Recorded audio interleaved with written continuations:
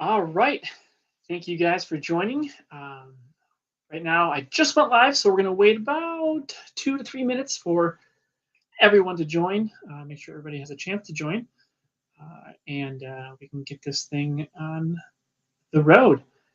For those of you who don't join or can't join, I will be sending out a replay for anyone who requests it.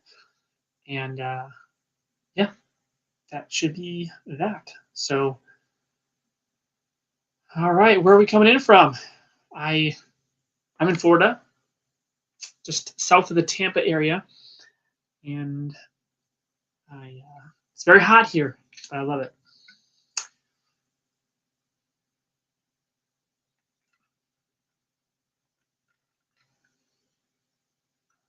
Right. Also, what's the drink today? I've got water. Water's the best, although I usually have my water carbonated and fizzy. In fact, I feel like Seattle. Kirk's coming in from Seattle. I love it.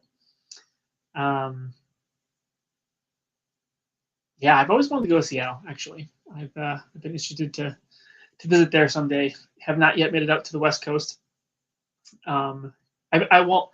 I made it out to California once when I used to work for L'Oreal, and it was a lot of fun. Beautiful, beautiful country area. Beautiful area of the country. Excuse me. It was awesome to be there. Awesome to see some of the hills and mountains. In Florida, there are no hills or mountains. It's just flat and then ocean. So there's that. But Kirk's coming in from Seattle. Love to see it. Love to see it.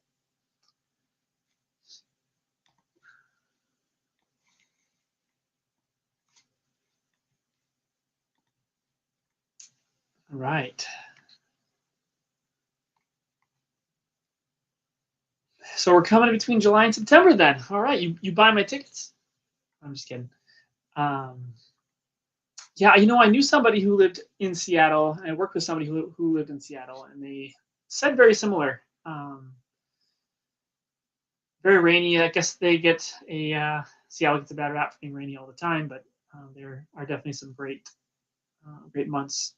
It's like July through September is just that. So good deal. Well, hey, I think we might have some stragglers join in as we go, but for now, we got some people joined. We're at about the 3-minute mark, so I'm just gonna kick this one off. So yeah, thanks for joining the Bringing Life to Leadership webinar. I put this together just so I'm seeing a trend of leaders who just feel like they are lifeless. They feel like they're depleted and they're not giving back to themselves or the teams who absolutely deserve it. Deserve great leadership and just great people to be in charge. So I put this together to hopefully help leaders feel that way themselves, or maybe people who want to be leaders someday and don't want to fall into the trap of becoming depleted and low energy and just not in it. Causes burnout and just the desire to be a leader fades. And it's unfortunate because we have a lot of really great leaders out there who just stop because they can't give what they don't have. So what you're going to learn here today is just how to enjoy being a leader again, how to enjoy leadership and the teams that you lead. Also, we're going to go through something that I've discovered called an energy audit. You all get a full view of the energy audit and how it works, and you all get an opportunity to go through it yourself as well, which is really exciting.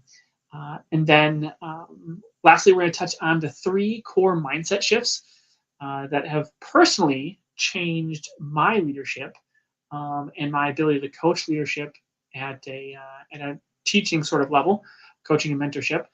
And I've seen teams go from unproductive and unmotivated to just absolutely legendary, just using these 3 different core elements. So we're going to start off today with a little bit of a story, a lot of bit of a story. a story that is very personal to me because it is about me. So let me put you into the frame here, put you into the picture.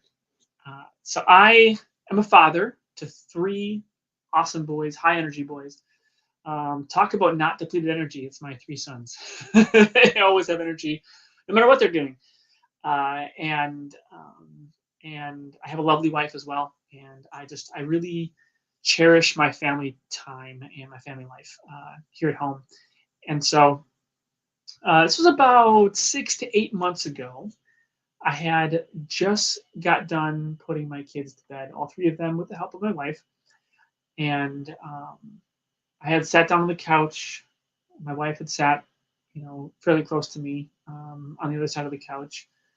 And she looked at me and she said, Josh, something's up. You're not the dad you used to be. And so, first and foremost, when I hear that, I'm thinking, okay, what do you mean? All my red flags go up. And I look at her, I go, can you help explain that a little bit more? Can you give me some more information on what you mean? Um, in other words, what are you talking about? So my wife, she's great. She's super sweet and is able to deliver even some criticism in a really fantastic way where I don't feel like I have to get on the defensive. So I wasn't necessarily on the defensive right away. But anytime you hear something like that, you get like walls go up. You're not 100% open, but I softened pretty quickly, and I just asked her a couple of questions. And like, can you just give me more information about that? Tell me more about what you mean when you say that. And so she goes on to say that when I first started to be a dad, I came with a lot of energy, and I was very playful, and I had just this vigor and energy and passion for my kids. And don't get me wrong, I still do.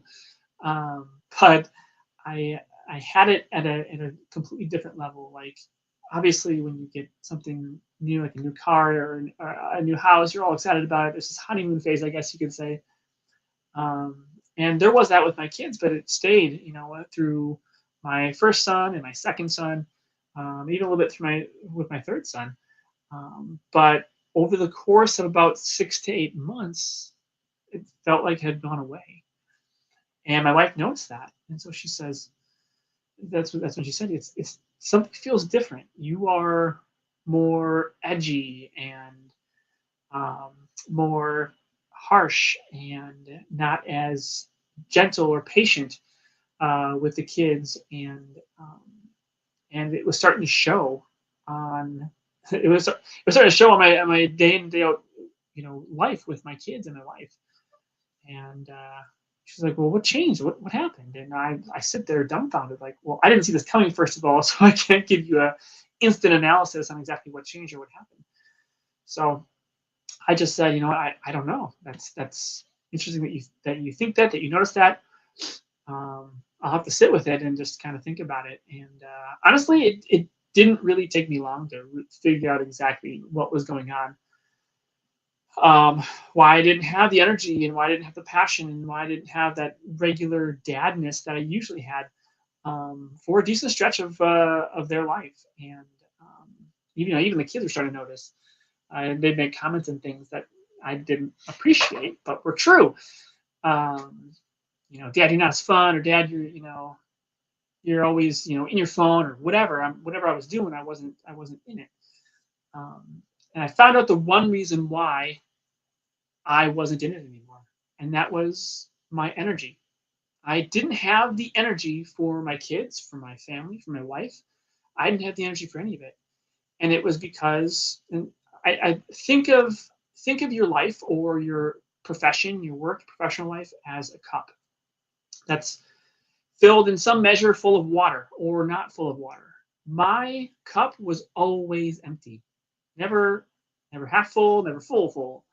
It was always empty. I always had things depleting me of that particular water, depleting me of my energy. And I had nothing effectively surrounding me that would pour that water back in. And I realized in that moment that I needed to go back to surrounding myself and doing the things that brought me energy once again. Whether that was going on dates with my wife, going on walks because I love the outdoors, going fishing, uh, playing sports like pickleball or going bike riding, things that I truly love to do. I needed to get back to because those are the things that brought me energy. Those are time consuming. Those are things that took me away from my family sometimes, but those are things that really brought me energy. And if I were to come back from a fishing trip, I would be totally energized with my kids. But I took it one step further. I started to take these activities and involve my kids in them, involve my wife in them, so that not only did they bring me energy back, I was also able to still have time with my family.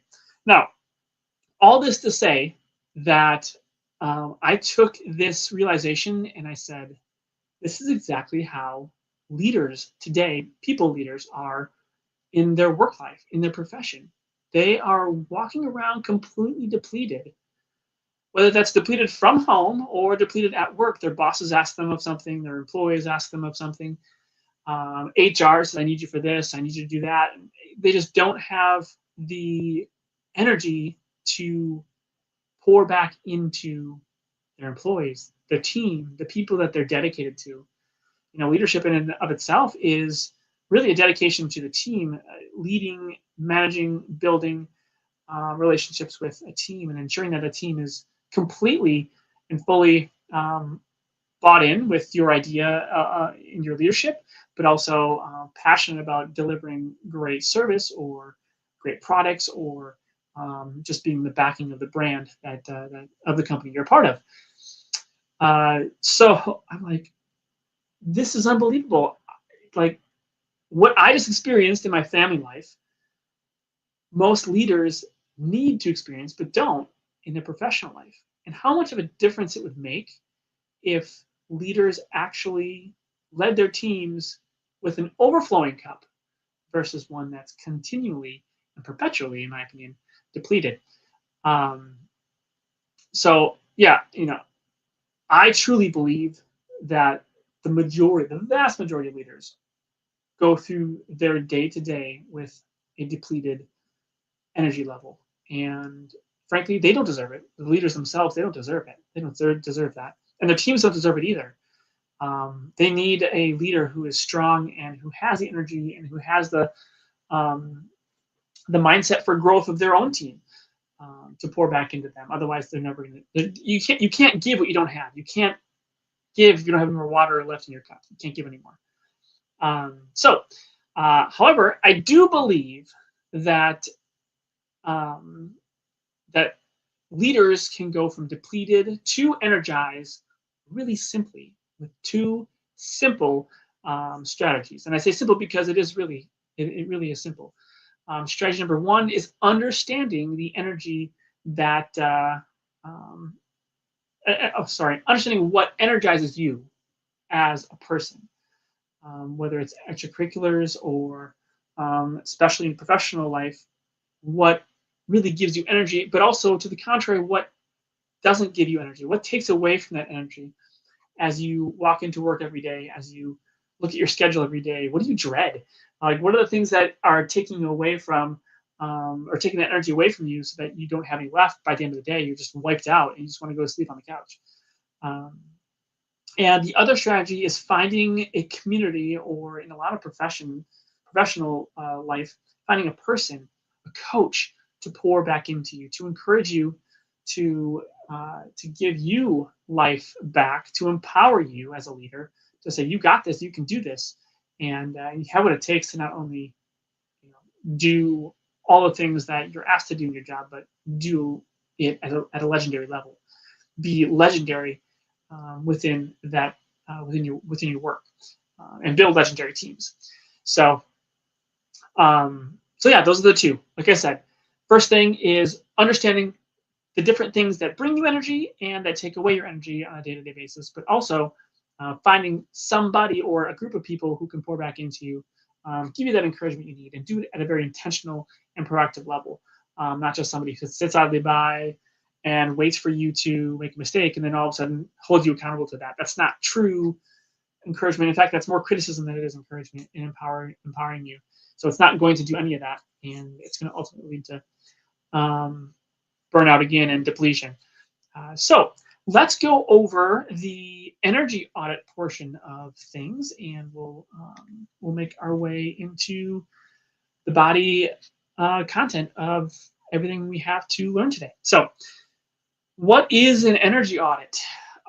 So for everyone listening, what I'd like you to do is grab a pen and paper and not only write this down, but start building your energy audit. It's going to take some time. You're not going to be able to do it on this call, on this webinar, but you're going to get a good template and a good start so that you can do it after you're done, or at least start it here and finish it later. An energy audit is a complete review, just like any audit is. It's a complete review of all of the things in your work life. You can also do this for your real life, your family life, your friend life, your social life. It's a complete review of all of that. And you look at each component at a very detailed level and you say, does this bring me energy? Does this not bring me energy?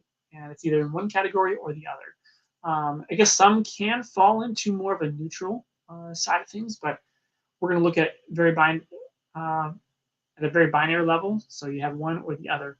And we're going to try to avoid some of the muddy waters, although things can get muddy. As I always say, leadership is simple. We're going to keep it that way. And so our energy audits, they're simple, and we're going to keep it that way. So first step in an energy audit is to write down every single thing you do on a daily basis, on a weekly basis, on a monthly basis, even on a yearly basis. So you go through all the different things that you do. You start writing them down. Can be, for example, it can be, I meet once a week with my team for a check-in. I conduct a daily stand-up meeting for my team to let them know what the plan is for the day.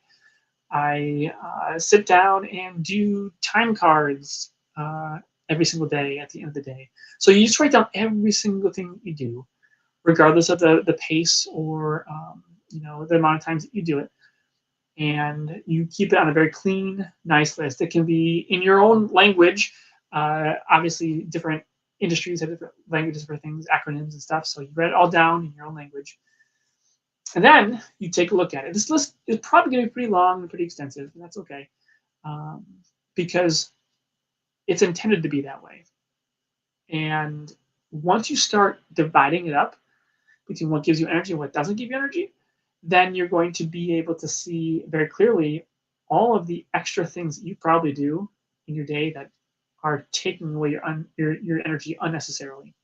So first and foremost, I want you to write down everything, as I said, that you do. Secondly, you go through that list and you put a star next to everything that gives you energy. So imagine if you could construct your current job, your current role, in a perfect way, saying, if I only did these things every single day, I would have the perfect job. These are all things that give me energy, that bring me life, that just, I just come to life when I do these things, and I walk away from whatever I just did, and I go, yeah, like I want to do more of that. So whatever gives you that feeling, you put a star next to immediately. Done. Now, everything else in the list should be something that probably depletes you of that energy, because it doesn't give you energy. It depletes you. It takes it away. Whether it takes it away in a small amount or a large amount, it's going to take away energy. And with the rest of that list, which there could be a lot, and I actually recommend you do this on an Excel page, because you can actually sort as you mark things down, highlight things. I say put a star next to it, but you can actually put anything next to it that demarks it from everything else. So mark it with something that's going to help you understand that this is something that gives me energy. And then in Excel, you can even just sort it, so that all those things are at the top and everything else is below. And then with everything else, you go through and you put a D or an A next to it. D stands for delegation. As leaders, we need to be really good at delegation. And I can go on for hours about delegation and how leaders properly delegate, but that's just a tactic in it's a tactic and strategy of leadership that every leader should know. but not a lot of leaders are good at. And so, again, I can go into that, but I'm not going to. We're going to stay on task here. And then A is automate. So for everything that's not an energy giver, for everything that doesn't have a star next to it, you're going to put, this is something I can delegate. This is something I can automate. Automated tasks are any task that you can use tools, even AI, to automate. It could be time cards. It could be tracking something in an Excel sheet. It could be something as, super trivial as, writing notes on, this, that, or the other thing. You have tools at your disposal, free tools like AI and other things that can help you with these things. And there may be some paid tools that are available to you. But it's important as a leader, as someone who is not only a leader of a team, but also a thought leader, someone who thinks critically on a regular basis, to take a look at all these things you can automate and try to search out and find different tools, find different things that you are that can maybe help you with automating these things. I mean, there's a ton of them out there, whatever these tasks may be. And I know in my previous roles and previous jobs, it's exactly what I had to do. I had to go in and I had these things that I kept doing the same over and over and over again. And I found Power Automate, which is a Microsoft tool. And I created a Power Automation. And sometimes those things, people are not that tech savvy or above your head, but you have resources as well. A lot of people deal or they have tech teams that can help them automate things. So be creative. Use creative tools and technologies to help you automate some of the things that you really don't need to be doing over and over and over again, especially that deplete you of your energy. And then delegation. So going back to delegation is a tool for a leader. A tool for a leader to help train and develop their team as individual leaders. And I say this often. A lot of people think of delegation as just tossing off a duty onto somebody else because they don't want to do it. Well, that's the wrong way to think about it, right? True legendary leaders will take a tool, will take delegation as a tool and bring someone in and say, hey, I am entrusting you with this task. I would love to teach you about it. It may take some training and take some guidance and some coaching, as leaders should be doing. But I want to train you to understand this part of what I usually do on a day-to-day basis. Well, then they learn how to do it. You start trusting them. They do it. It is now not a part of your things you do. You can still monitor and ensure that that person is doing that particular task correctly. But you're giving them the ability to learn something that you do as a leader, as someone that they look up to, someone they admire, and someone they respect. And eventually they'll use whatever you teach them to, in their future careers. They may use it in their family life. They may use it wherever. But delegation is a tool to build your team as leaders. Think of it this way. You should be, as a leader, working yourself out of a job. Not like literally working yourself out of a job, but you should have a mindset where you're like, I'm going to make sure that every single one of my people on my team is thinking like a leader. Doesn't matter if they'll never be a leader in their life. Doesn't matter. Like, if you can get them to think like a leader who critically thinks about things, is able to find solutions creatively, and is able to understand the rules and how delegation really works, well, you're going to have a far better team than that of one that maybe just relies on you for all the answers, or relies on, certain resources to, get what they need and give just below average, just above average experiences to your customers, or to, above or below average, product development, or whatever industry you're in. You're going to get way more higher performing teams if you, and this is just a little thing, if you delegate correctly. So again, more on that at a later time. That's not what this is about, but it's the idea and the concept that really matters. So you go through your entire list. Let's go back to the audit, the energy audit. You go through your entire list. You have the things you starred, you have the things you put an A next to, you have things you put a D next to, for automation and delegation.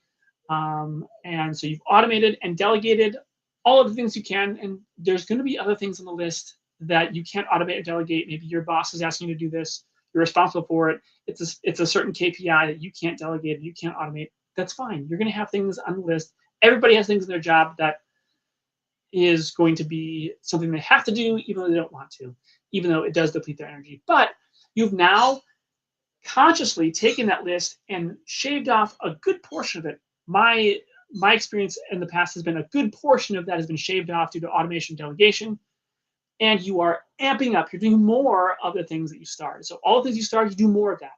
It is going to bring you more energy. It's going to bring the team more energy.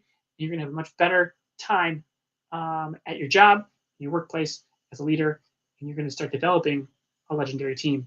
So, yeah, that is the energy audit. And what I would really like for those of you who are here and watching me today is to go through your energy audit. If you didn't catch it or if you're coming in late, I will send you this recording so you can hear the whole thing. The energy audit is very simple. It's not a difficult or challenging task. It may take some time, but it's time well spent. What I'd love for you to do is reach out to me once you have the energy audit done. I'd love to sit with you on a one-on-one basis for free, and go through that audit that you built out and see what different things are and help guide you in either delegating or automating some of the things you need to, and help guide you in doing more of the things that bring you energy. So you can send those energy audits to me via LinkedIn. If you want to connect with me on LinkedIn, just through a message, you know where to find me. Otherwise, I'll throw my my email in here too. You're welcome to use that.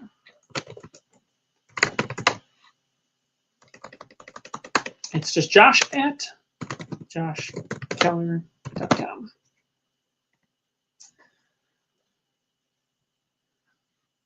There you go. So yeah, I'd love to see your energy audits. I'd love to connect with you on a one-on-one basis and just go like 30 minutes. We'll go over the energy audit and spend some time together, and we'll call it a coaching call and call it good. So great. So if you are thinking about the energy audit and you're like, that was super empowering, I'm really excited to do it, and I cannot wait to get that done and get that to Josh and meet with him. Awesome. You know, I want to also give you the second part of the strategy. And if you were here at the beginning of the call, I said there was two parts of the strategy, right? The first part is understanding where you are at energy-wise. Second part, and that's through the energy audit. The second part is providing yourself with a community or an individual or a team that can pour back into you. And this, for me, has been largely coaching. As a leader myself, and now as a leadership coach, I do believe, and I'm 100% certain of this because of my own experience and the experiences that others have shared with me, I do believe that everyone, especially in a leadership position, needs a coach. For most people, it can be your boss, right? It can be someone that you rely on, that you look up to, that can come alongside you, that takes the time to spend building and growing and developing you. Most of the time, for a lot of people, it's that person, because they're right there in their world. They're ready to go. They have the time. That's what they're supposed to be doing as your leader, as your boss. However, I also run into a lot of people who don't have that. And it's because their boss doesn't make time for them. Their boss doesn't care about development. Their higher ups just care about them as a number. They get their KPIs done. And anytime they do something wrong, well, that's when they're going to give them feedback and help hold them accountable to things, rather than actually proactively pouring into them as a true leader would, as a true coach and a true mentor would pour into them. When you have somebody who is a coach and a mentor that comes alongside you and says encouraging and empowering things to you on a regular basis, man, your cup will overflow. It's insane how that has changed my life when I was a leader, and how I have seen it change other people's lives as a coach, just pouring into people and just saying, hey, you got this, you can do this. Oh, you have an issue? Great, let's work through it together. I'm going to invest and pour into you my time generously, because that's the most that's what you need to grow and develop. You know, you can't have leaders sit passively by and hope that their teams develop. your boss can't sit passively by and hope that you develop. And so uh, this is largely, for that reason, this is largely why I created my own leadership development program. And I learned very quickly that you couldn't just go to leadership seminars. You couldn't just go to uh, you couldn't just go to these quick 1 to 2 day conferences and then come back and feel like you're super empowered and the best leader ever, because you will feel like that for a time, but it's short. Like, you don't have anybody who is continuing to pour into you after that. It's just a one-hit wonder, and then you're done. Um, and then, um, and so I believe that my program and what I have built is doing just that. It's helping leaders become legendary through one-on-one coaching. And so if you did find this valuable, you don't have someone to come alongside you and help coach you, I have a wonderful program that has helped many people continue to feel encouraged and empowered through just a one-on-one coach, having somebody come alongside them, showing them what true legendary leadership is all about. And I'd be honored to help you do that too. So if you are interested, I'm actually going to be posting I'll be posting my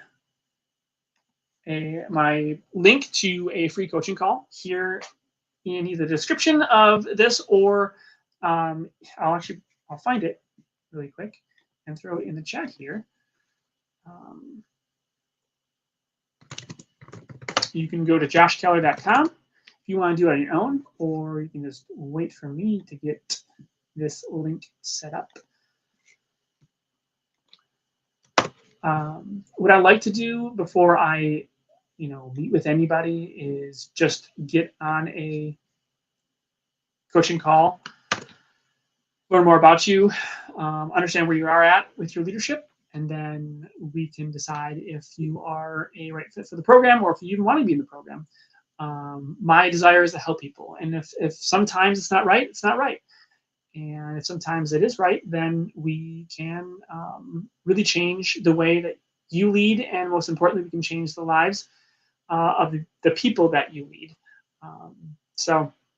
And I actually do this. So I mentioned this before. I do this very simply. I think leadership is simple. It really is. It's not like, if anybody tells you that leadership is so complex, it has all these complexities, and like it's not right for everybody. And while maybe it's not right for everybody, sure, but it really isn't complex. It's challenging. It's tough sometimes to be a leader. You have to make some pretty tough decisions, but it really is simple to be a legendary leader, to be a great leader. It is so simple. And I'm going to break it down, because this is part of the biggest part of the program. It's the foundation of my program, and that's the 3 principles, or 3 G's of legendary leadership. And to put it simply, is to be grateful, is to be genuine, and is to be generous. If you are, as a leader, grateful, generous, genuine, then you have it all. You have what you need. You have the secret sauce to become legendary. If you go and do everything with those 3 principles in mind, you can't go wrong as a leader. You can't. You win every time, every single time. And it'll help you make the tough decisions. It'll help you make the easy decisions. It'll help you come up with great new ideas. And most importantly, it shows your team that they can also have that same thing. It is so simple. And I'm going to break down these 3 really quickly, and then we'll get you out of here. So to be grateful as a leader is just to come into meetings, come into your workplace, come into your life, just being thankful. There's so many times where we walk into the world of work and we want to complain about something. First and foremost, this person ran me off the road, or I hit 4 red lights on the way here, or whatever. Like, you just want to complain about something. Like, stop, pause. Like, sure, there's time to vent. You'll vent to somebody eventually. That's fine. Like, you can do that. I'm not saying don't vent. I'm saying, though, like, if you shift your attitude and your mindset to be grateful for things first and foremost, man, does that change the mindset and change your demeanor as a person? You'll be more joyful, happy, and just you'll love life a lot more. But it rubs off on the people who report to you. It rubs off on your team. It rubs off on your boss. You will change other people's lives just by the way that you act, just by the way you change your mindset. So that's grateful. And then you have generous. And I think a lot of times our society, especially here in the US, we live life with this sense of lack. Like, oh, I don't have enough, so I gotta keep it. I gotta hoard what I have. I can't give it all away. Well, that's not true.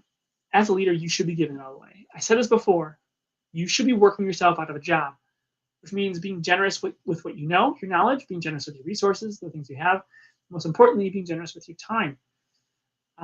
Giving the time to your people, sit with them, talk with them, figure out who they are, what they like, what they don't like, how they best grow, because it's your job to help them grow, how they best develop. So it's really, really important to live generously, especially as a leader. And then lastly, to live genuine. Be yourself. Don't be this big wig hotshot that is too good for the people that you lead, or these people will never be the way I am. They'll never be leaders because they're not as cool or as good as I am. Like, stop. It's your ego. Get rid of it. Being genuine is mean not having an ego. Like, get rid of the ego part. It's not worth it. Live with humility. Be yourself. You act around your people and the people you work with just as you would act, at home, with integrity, with boldness. Be quirky. Be goofy and quirky. Like, that's totally fine. Now there are some places where you do want to come off with a more professional attitude. Sure, if you have a meeting with certain people, but like, you don't fake it. You don't pretend like you're somebody else in a hotshot meeting. You don't pretend like you are better than anyone else in a meeting with your team or a stand-up meeting. You just be yourself. I'll give a good example. I love dad jokes, and all through my career, whatever job I held, I told dad jokes the whole time.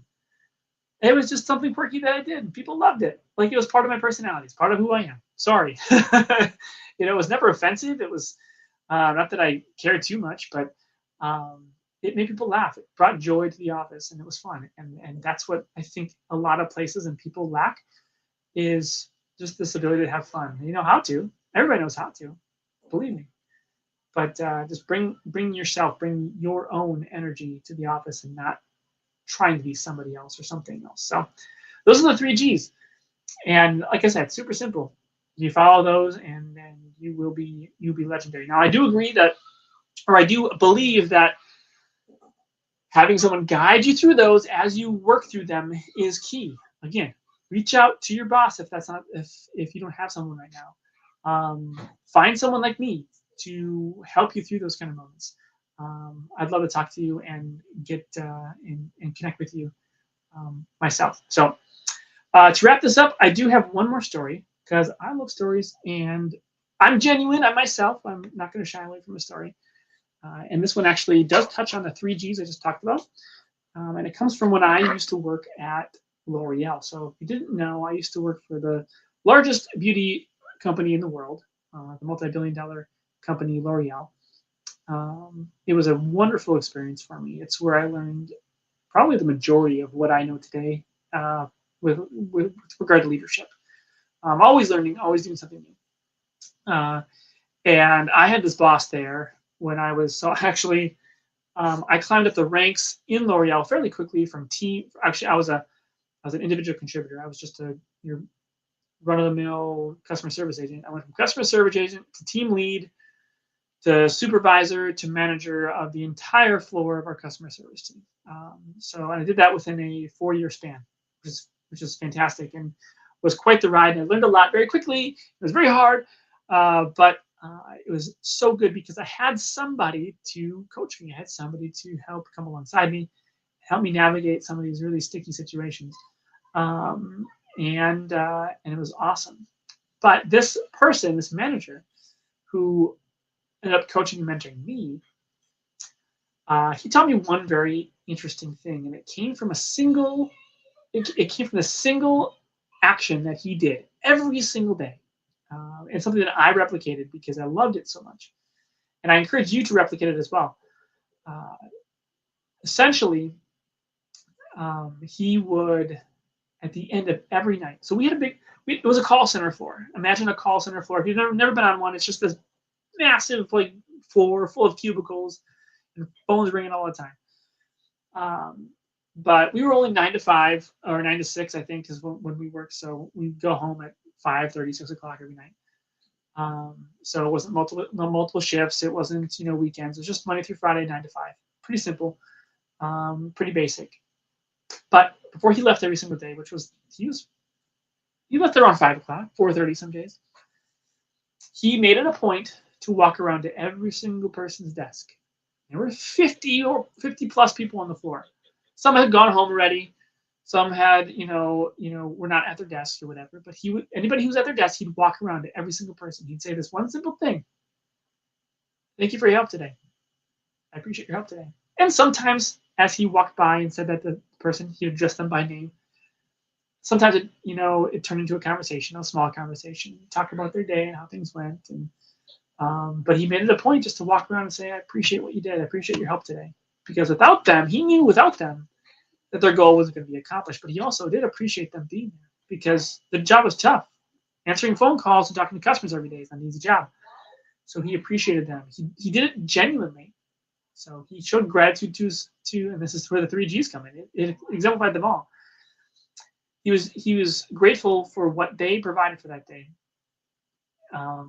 Their help, their support, their phenomenal work, whatever it was, he was grateful for it. Hey, I'm grateful for you to be here. I'm grateful that you came into work today and did some good stuff. Man, did that change morale. Man, did that make our teams appreciate their leader, in myself and the director, which was my boss. And it gave a new attitude, a new life to that particular situation. And then it was absolutely generous because he didn't have to. I mean, he left at 8 or 4:30, 5 o'clock some days, and it took him 20 minutes to get through the whole floor to do this. Sometimes it took 15 or 10, depending on how many people were there. But he did it every single day. It was great. So he's super generous with his time. He knew he was going to be home a little later, but that's totally okay with him. He needed to do this. And it was him. It was genuine. It was himself. He never came off as like, "I'm just doing this because I'm obligated to. I'm doing this because somebody asked me to." No, he did this because he wanted to. And it was totally genuine. It was totally himself. And you could tell he cared for that team and for the team that he oversaw. And it was really incredible to watch. And it was so cool to be able to mirror that for my team. At the time, I did the same thing. And then future teams that I had led after that, I had done the same thing. It was, it changed. It's where I learned, it's really where I learned the 3Gs. It was just something that exemplified that completely. And it wasn't ever named that, but that's where it grew from. So, as a leader, that is what I always strove to be, and that's how I coach other people. So, yeah, that is it. I have that concludes the webinar portion of the webinar, the content portion. I am curious if anybody has any questions. They're welcome to ask them. I'm looking at the chat right here and kind of looking for questions and don't see any quite yet. Elaine, thank you for jumping in here as well. Great to see you from Palm Beach Gardens. I love that. I'm actually in Tampa, Florida, just south of Tampa, Florida. So imagine Palm Beach Gardens. I actually don't know where Palm Beach Gardens is, so I should look that up. But if anybody has any questions, throw them in the chat. I'd love to answer them. If not, I'll be sending out replays to anybody who wants them. They'll probably be plastered all over my LinkedIn, as well as Facebook as well. If you're not connected with me there, please go. And I will throw out the link to book a call with me, as well as anybody who is doing the energy audit with if you would please send me, it can just be an Excel document, or it can be a really long text message on LinkedIn. Send that over to me. I would love to look over your energy audit and then book a call with you just to talk about it and see where we can help you out. So thank you all for joining me. It's been a real pleasure, and we'll do this again soon. Until next time, see you guys later.